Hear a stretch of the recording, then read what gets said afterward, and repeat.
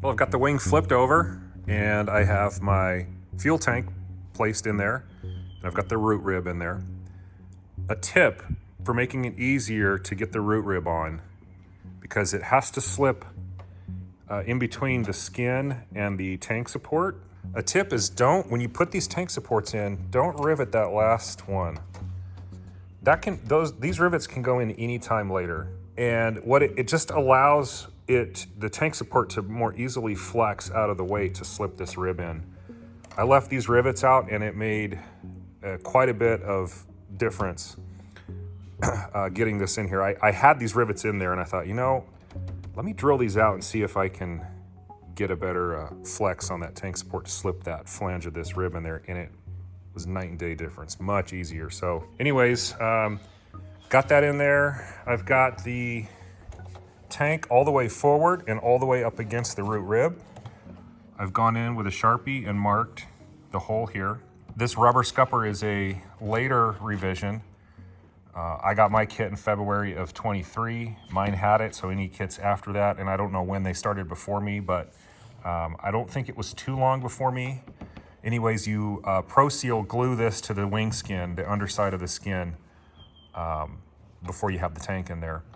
And then you go ahead and trace this out, and that will be then the location for the filler cap. So now that that's traced, next thing I need to do is I'm gonna make a tool to fit in here. They tell you to use a 1-inch dowel and screw a little piece of scrap aluminum to it, and it just slips in there.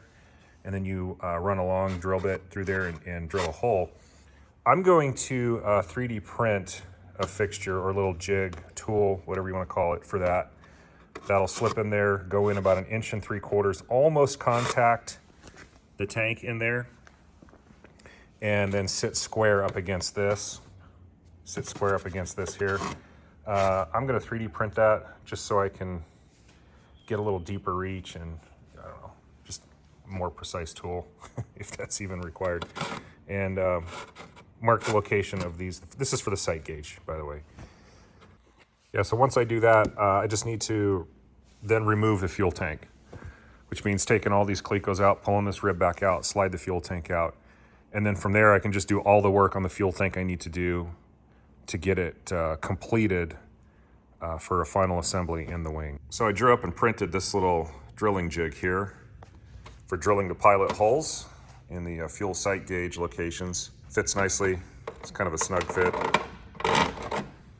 And that allows me to get a nice square perpendicular drill, perpendicular to the rib there. I made it longer than Rans says. On their book, they say use a 1-inch diameter dowel. I think it said 1 inch long, but it's actually 2 inches before you get to that surface in there. So I made this 1 3/4.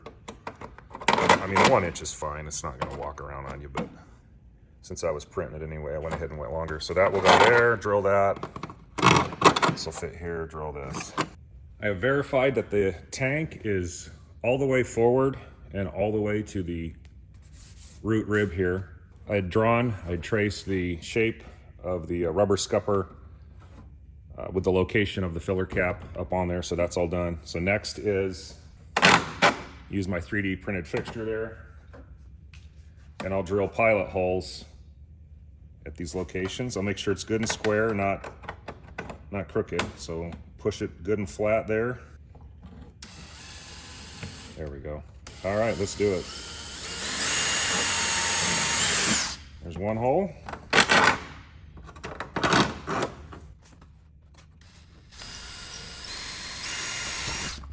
And there's the other.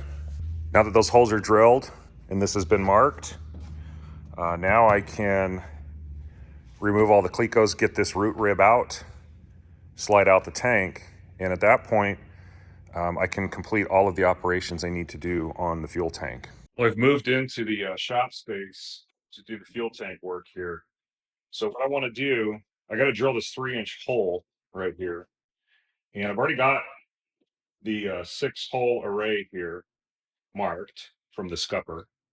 So I figure what I'll do is I'll just come across these points here and I'll find the center. My worry is my center is going to be where this hole is, which I believe is why Rans tells you to make a plate, a little square with its own center, and then that kind of covers that up.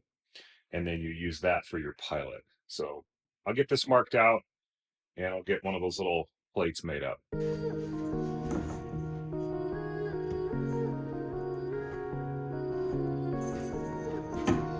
Yep.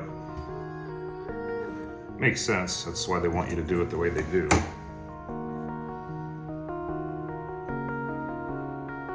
I'll have to mark these again after I get my plate in there, but that center is right there, right where that hole is. Okay, let me get something made up here. Well, I made this little piece here just out of some 3/32 G10 plate. Drilled a 1/4-inch hole for the pilot and a couple holes here for these little cabinet screws. Sounds like my buddy with his Cessna 340 is taking off right now. So what I'll do is I'll line these up to these crosshairs. That will be my center. And then I'll just run these those little self-tapping cabinet screws into the tank. All right, let me check my alignment. Right there. That's where it's gonna be.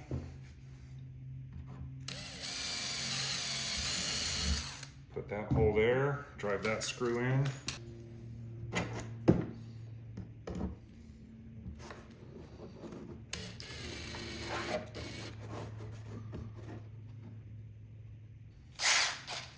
Now I'll pilot this one.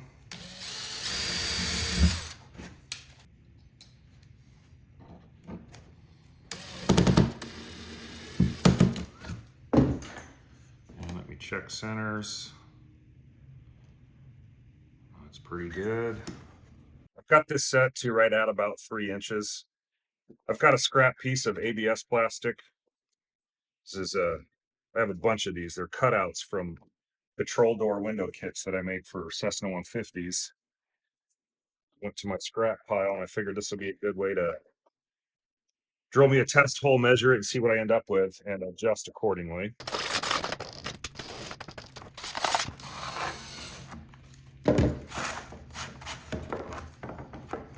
Let's see what that measures out to.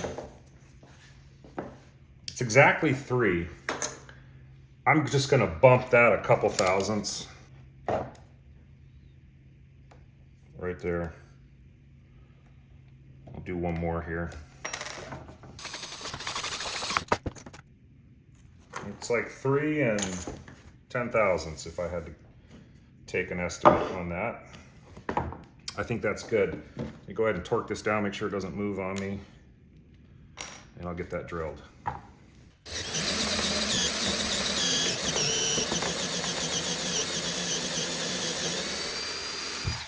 While I still have this piece in here, and I can still make an adjustment, let me check.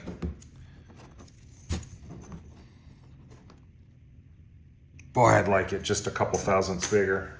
Am I just being too picky? I'm gonna open it up, hang on.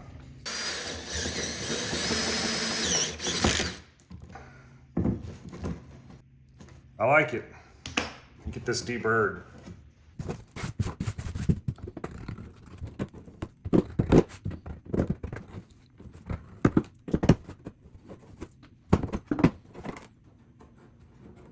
Yeah, that's perfect. That hole is just ever so slightly larger than this ID. Perfect. I've marked my tank that this is the left tank and my route is at this location here.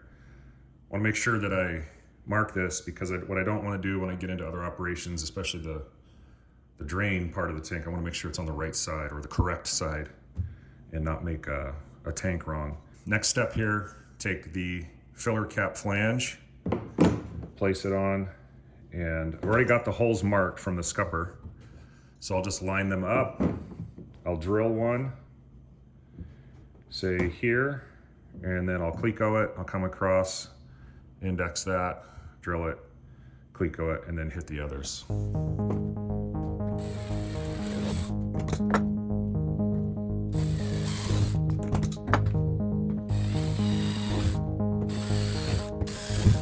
Got them all drilled except for the one for the vent. That's a 3/8 inch hole.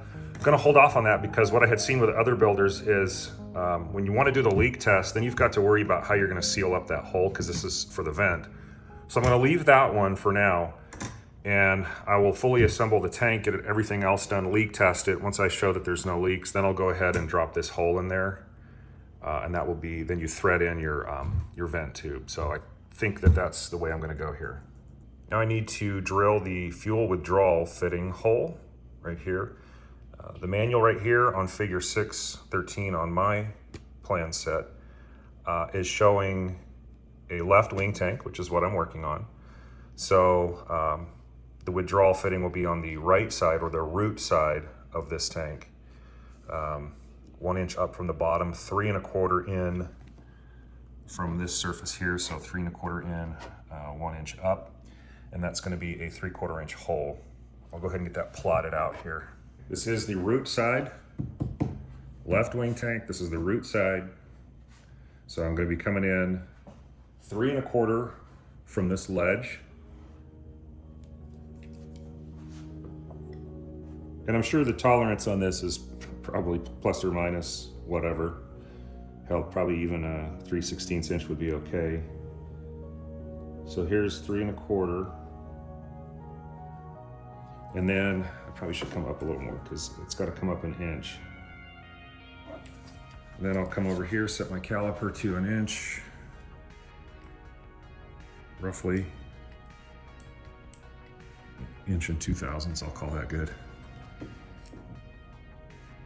fact, I'm going to set it a little more because I am having to kind of approach this at an angle because of this radius. So I'm going to call it right there. There's my center. That'll get a 3/4 inch hole. Now for that, a couple ways I could do this. I do have a step bit that goes up to 3/4.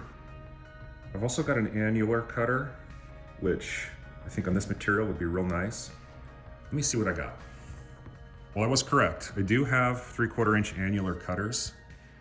These are neat. They have a floating pilot, so you just drill your pilot hole, whatever the size this is. This slips in here. That locates it, and then it's annular cutter's kind of like an end mill. The cutting surfaces are down here at the bottom, but these are actually sharp edges as well, so it kind of just cuts its way in and cleans up the bore of the hole at the same time. The problem is, I knew I had these, but I forgot they require this big taper chuck, and well, I'm not going to get this in a drill. So I've got the next best thing. It's an annular cutter-esque hole saw, I guess is what it is really.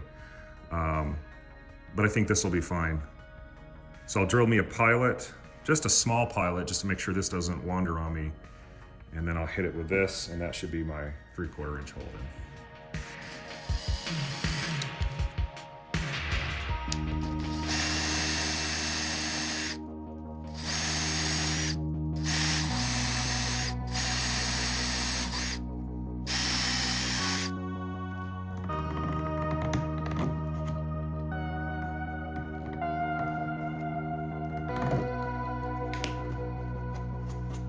All right, now that I got all the holes put in place here, it's time to do some cleanup. There's quite a few chips in there. I think what I'm gonna do is get them all to this corner down here. And get my vacuum in there. That looks pretty clean. Yeah, that got them all. The manual says a clean tank is a safe tank. This is true. Okay, so I've gathered the parts for the bulkhead fitting. That's gonna go in that 3/4 inch hole. And I'm just kind of looking at the assembly stack up here. So what we've got is the bulkhead fitting here, an O-ring, a rubber washer, a steel washer, and a nut. The rubber O-ring is going to fit inside the machined recess in the flange there. So I've already pressed that into this one here. One thing I noticed is when I slip it on, at least on that one, the O-ring appeared to be too large. As I started to press it in, it was kind of bulging out right there. The O-ring, man, it probably could be a tad smaller. You can kind of see here what ends up happening. I'm exaggerating it, but you get one of these situations. What I found is if I just really worked it around and kind of compressed it into that little machined in recess there, it does fit in there. But man, you'd want to make sure, because if that got pinched out like that and you assemble it in there, that's probably going to be a leak. So just a little word of caution there. Make sure that that O-ring does set in that recess properly. That's going to fit through the hole. Then it's going to get a rubber washer on the outside, the steel washer, and the nut. And these are left-hand threads, so the nut will thread on that way. So let me get a piece of safety wire through here, and then I can fish that piece, that bulkhead fitting on the safety wire out through this hole right here. All right, I got my safety wire fished through here, coming out the bottom.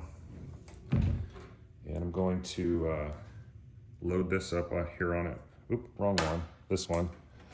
The one that has the O-ring properly pressed into place. I'm gonna double check it one more time. Yeah, that looks good.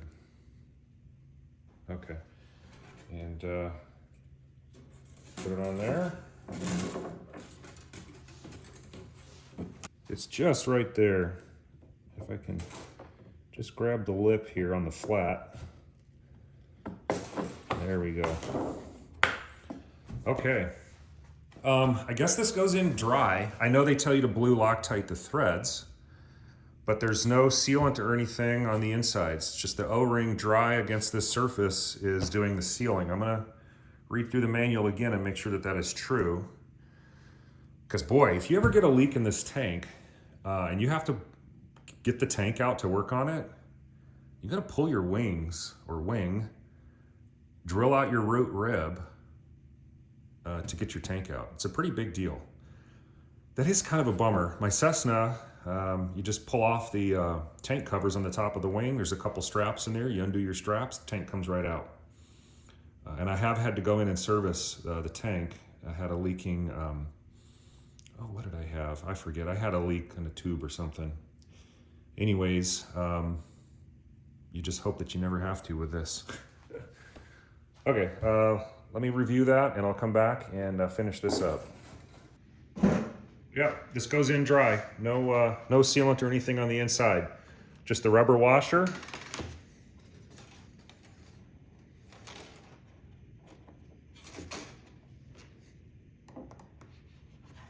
Oh, by the way, if you're wondering why my fittings are black, and if you're building an S-21, yours are naturally just a natural aluminum finish. That's because I anodized these. And I actually anodized these myself. I didn't send out. I always wanted to try anodizing, and I read up on it, got all the chemicals and everything required, and I did it, and it actually turned out pretty good. Anodizing is it's probably more art than science to make it just absolutely perfect. But for my first try, I'm pretty happy with how it turned out. These don't need to be anodized. I just always wanted to try anodizing. I was anodizing a few other parts for a different project. And I was like, oh, what do I have in the S-21 kit that I might want to try? And I had these laying there and I'm like, yeah, let's give it a shot. So that's why mine are black. Okay, I got the rubber washer on. Now I'll put the steel washer on. Yes, steel washers, stamped washers, are directional. And I prefer to put them on the punched side, the bottom of the punched side towards the bearing surface that you're installing on. Probably, it doesn't matter, but it's an OCD thing I have, I guess. All right, so rubber washer is in place, the steel washer is in place. Now it's time for the nut, and this will get some blue Loctite.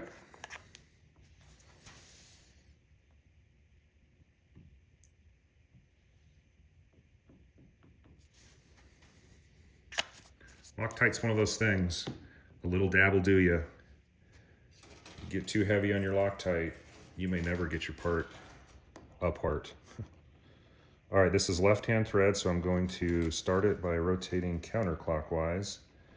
This is tricky because I don't want to push the fitting back in there. There we go.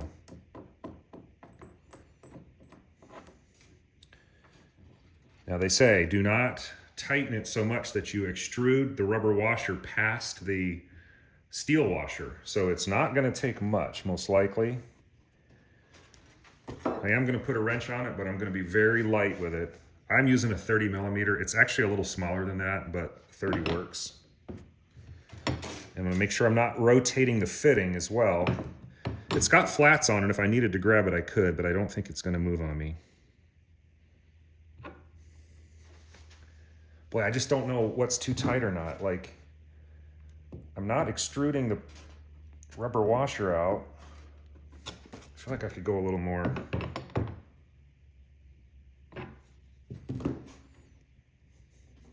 I think that's probably okay.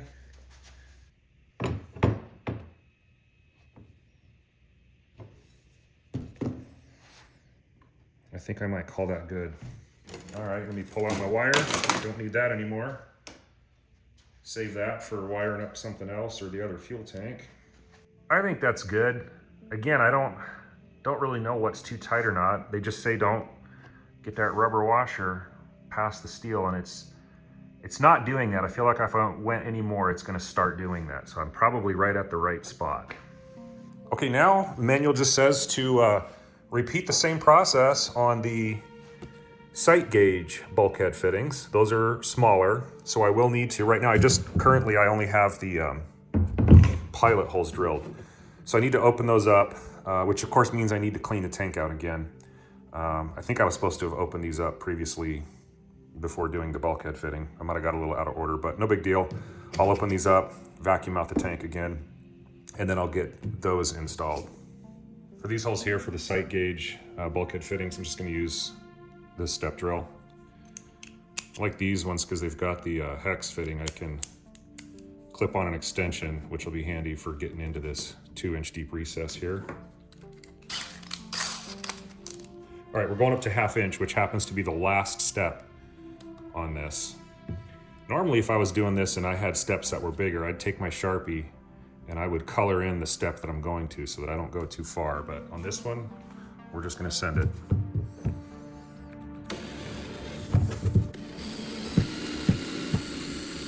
And before I go for that last one, I am just gonna make sure, yes, I do need to go all the way to 1/2.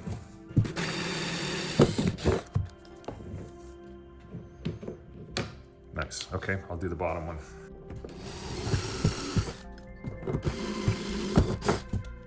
All right, I'll vacuum out the tank one more time.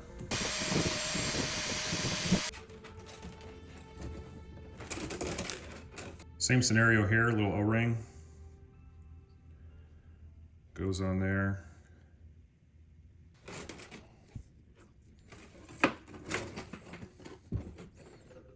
I'm just gonna take this washer here and just loop it through. And maybe one more. There we go. Now I can tug on this. Am I gonna have to open that up a little? No, there we go. Perfect, okay. And just a repeat now, I will do a rubber washer, a steel washer, checking my orientation there. And a nut. Blue Loctite.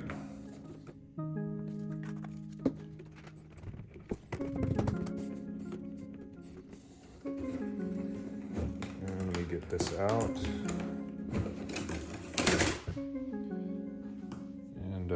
Same scenario, I don't want to go too tight here. I'm turning the whole thing. There's a hex in there. I can stick an Allen wrench in to keep the fitting from turning while I tighten the nut. Let me go grab a Allen wrench for that. All right, I got me an Allen wrench. It fits into that hex that's broached into the end of this here. And I've got a 19mm socket. So what I'm gonna do, feed the wrench through the socket, get into my hex in there, and then just by hand, remember it's left-hand threads, I'm just gonna turn this by hand. I'm not gonna turn this. I don't want to rotate this piece with the O-ring in there for fear of slipping that O-ring and binding it up. It just needs to move, it just needs to clamp. So I'm not gonna let that rotate, but I am going to tighten that down by hand the best I can. I think I might get me a pliers on that and give it just a tweak.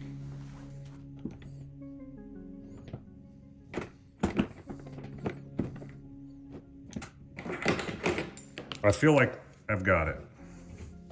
Okay, now that one's done, I'll go ahead and duplicate the same thing here. I won't show that. It's just gonna be the same of what I just shown. Now that all the fittings are in place, I wanna prepare for a leak test.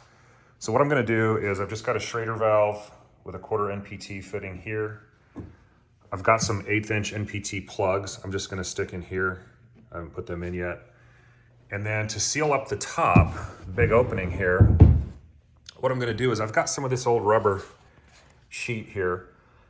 I'm gonna trace out this shape. I'm gonna mark these holes and I'll cut it out just with some scissors, the outside. And then I've got punches that I can punch these holes. And then I'll just use that as a gasket on top here, kind of where the scupper will normally go.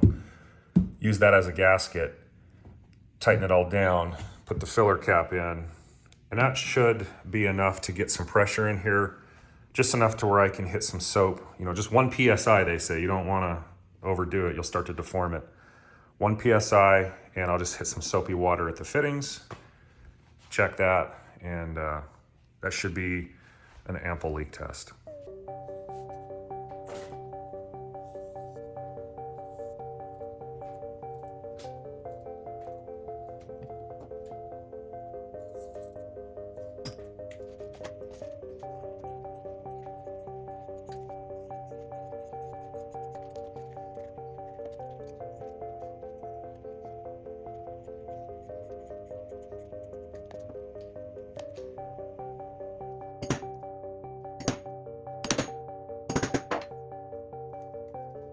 There we go.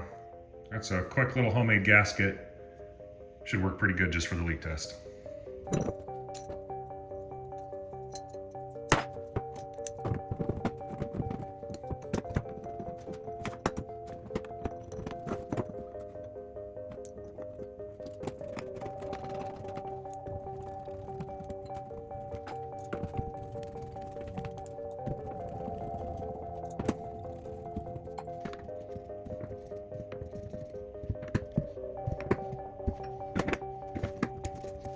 All right, I got everything capped off. Got my Schrader valve there. Got a cap here and one in there.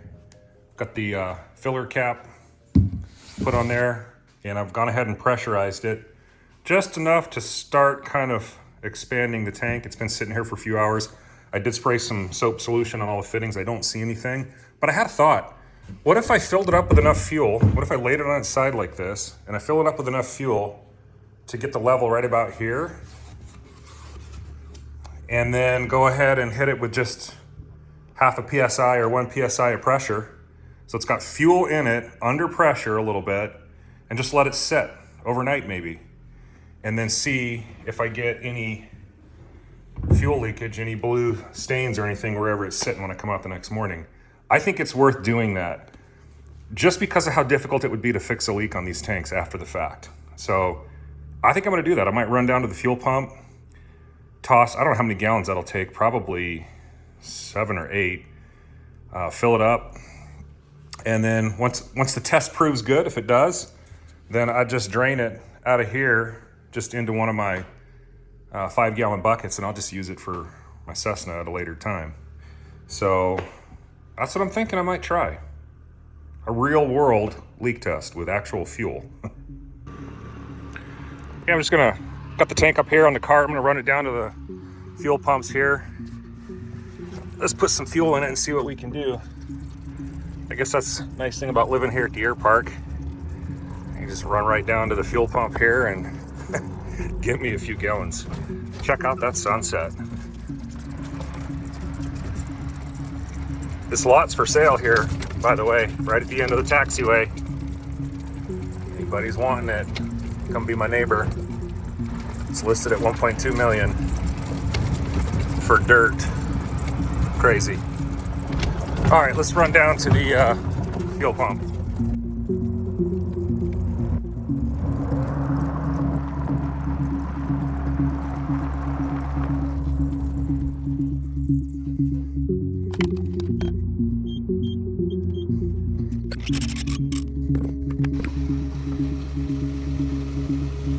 There we go. That was about 6.7 gallons, just about 2 inches, 3 inches above the drain there.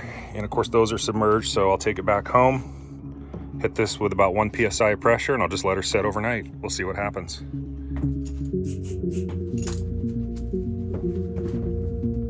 Got it sitting on some rags. If there's any leaks, I'll see some blue dye on those cotton cloths there, and I'll see any on the floor here from this fitting. Let's see, I've got maybe half a psi in it, just enough to provide some positive pressure, and we'll let her sit. It's the next morning, about 14 hours later, and I'm happy to say there is not a drop at either fitting. Nothing at the rear here. No drips on the floor. So this tank passes. It is fully sealed. I was kind of worried about making sure getting this airtight. I'm not really fond of these plastic tanks, but really, I mean, they're not that bad. They're very easy to assemble and put everything in. And if they don't ever leak, then what does it matter? If it works, it works. So I'm less concerned about having plastic tanks now. I don't like how heavy they are. They are rather heavy. But aside from that, I think it's a good design, the way they've got these fittings and seals and O-rings in there. Well, I've got the fuel tank set in place. I've got the root rib clecoed in there. I went ahead and installed the fuel cap assembly to include the tank support that's in there. That all went in there just fine.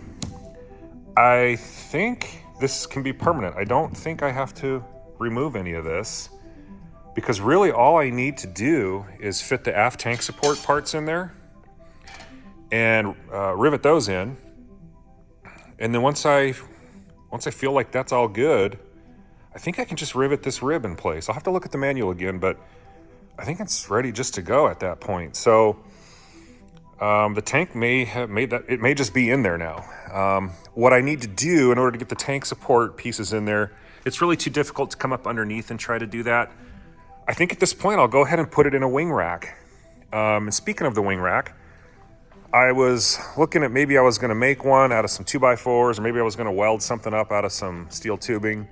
I reached out to the air park here, and turns out, so there's this wing rack that a fellow had, and he said, yep, you can use it. He says, here's the deal. This is kind of the community wing rack here.